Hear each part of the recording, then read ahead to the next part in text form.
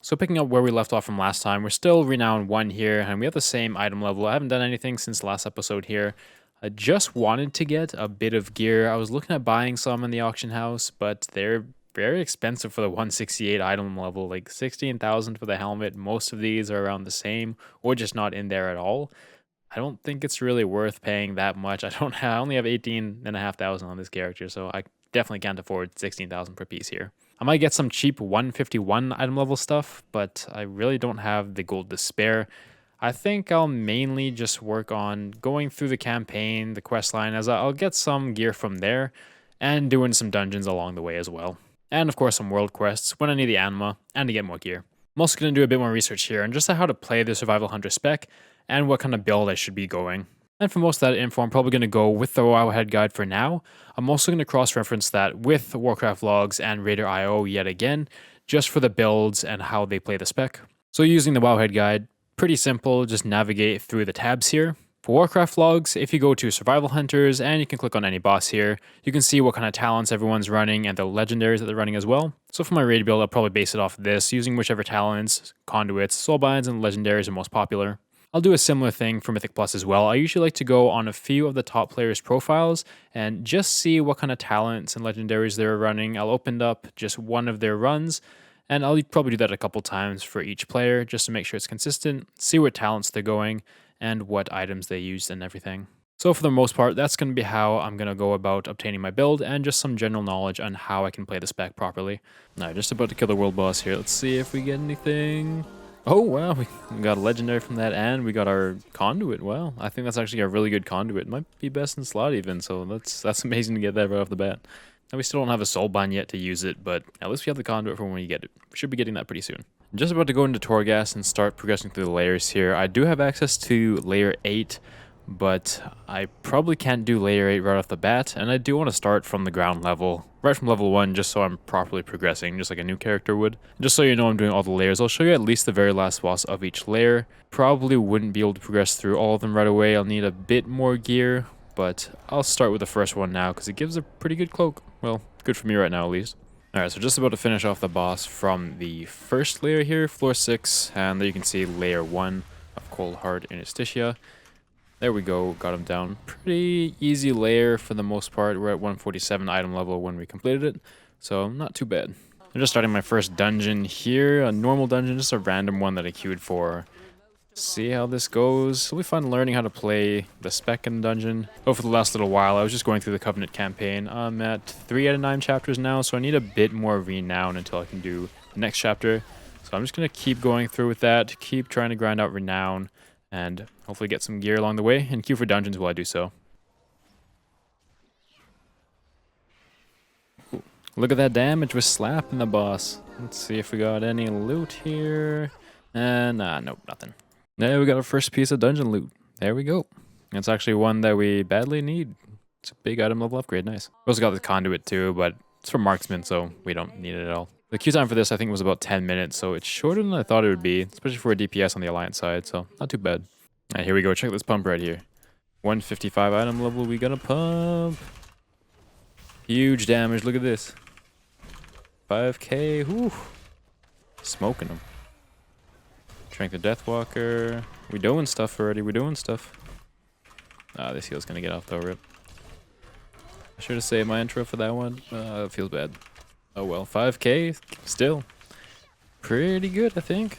Alright, so we're just about to complete our last normal dungeon here. I did all the other ones on normal. I kind of want to do that linear progression where I do each dungeon on every difficulty, so normal's all done.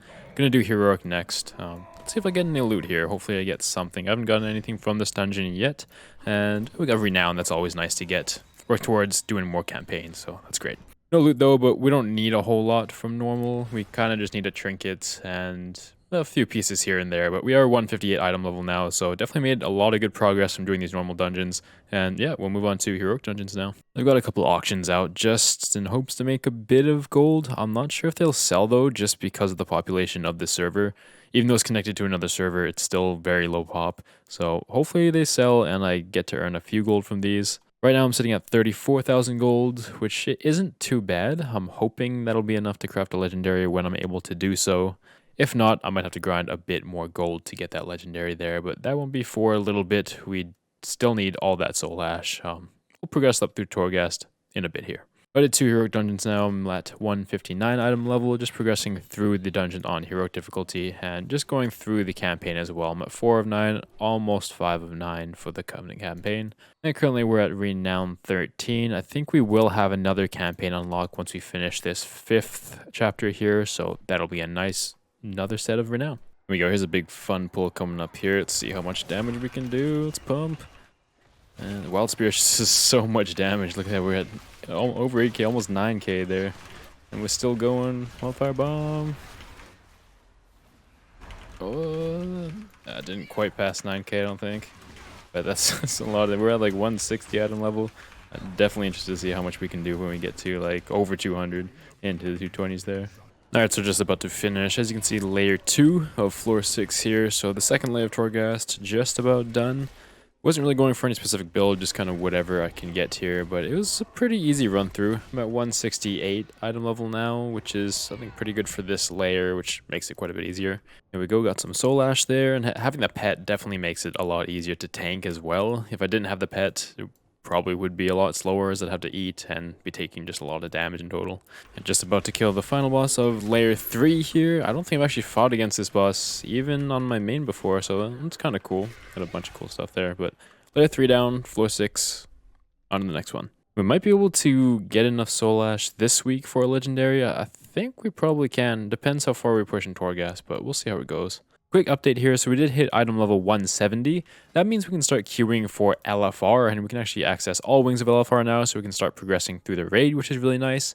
And to get this item level, I did progress through the Covenant campaign. I'm 6 out of 9 chapters in, and I did level up a lot of the gear I got from it, as I can level it up to 177 currently, which is pretty good. It's higher than heroic dungeon gear, and I think it's about 7 item levels lower than mythic dungeon gear, so not too bad. And I'll be able to level that up even more as I progress through the Covenant campaign there. And right now I have 2 more heroic dungeons to get through before I can start doing mythic dungeons, and we've completed 3 layers of Torghast, which is pretty decent so far. This is the build I've been using for pretty much every situation. It seems to be best for single target and multi-target.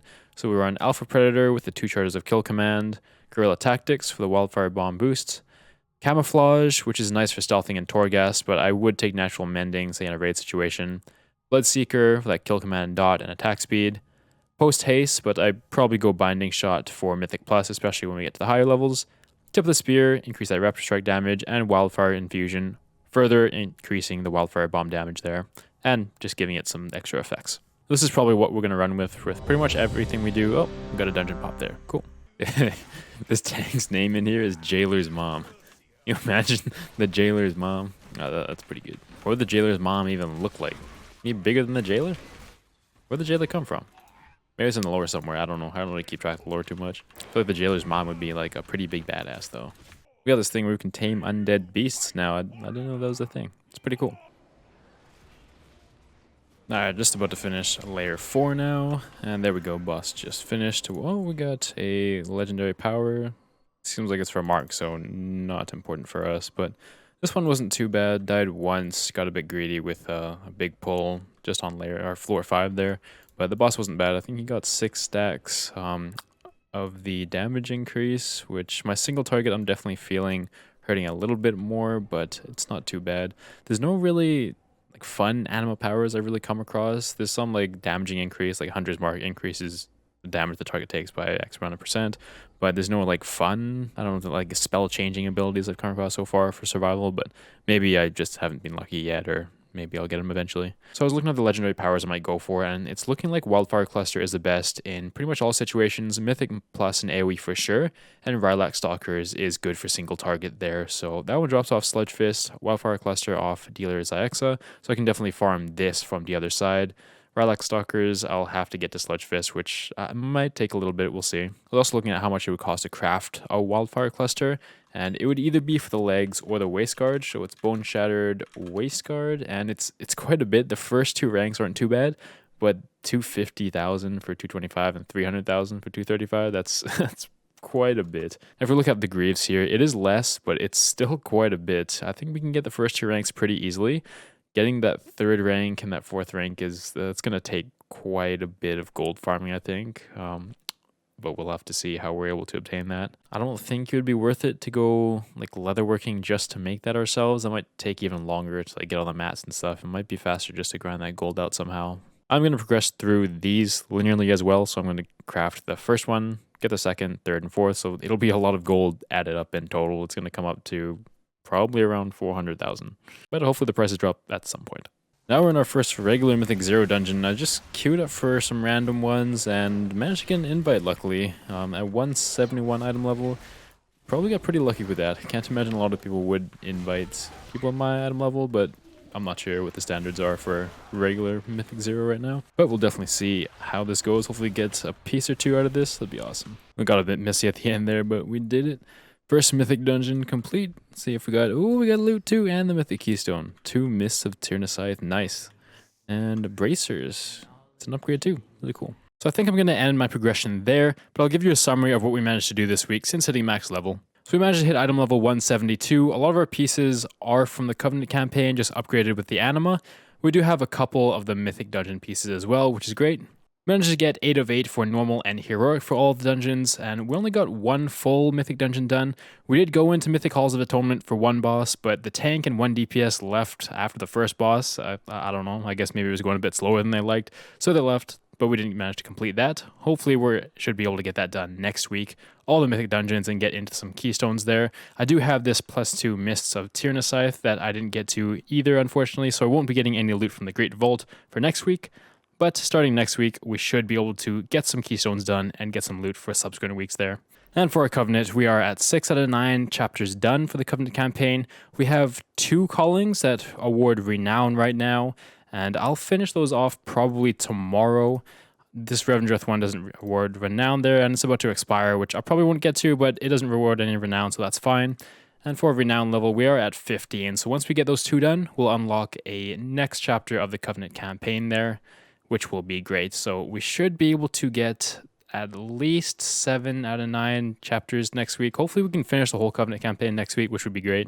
We haven't done a whole lot in the Maw apart from what was required from the Covenant campaign. I think I might try to get my reputation up with Venari, just to try to go for those upgraded conduit slots and maybe the gem sockets, although they cost quite a bit and you need the max level of rep with Venari. We'll see how it goes though, but that's kind of where we're at for the end of this week here.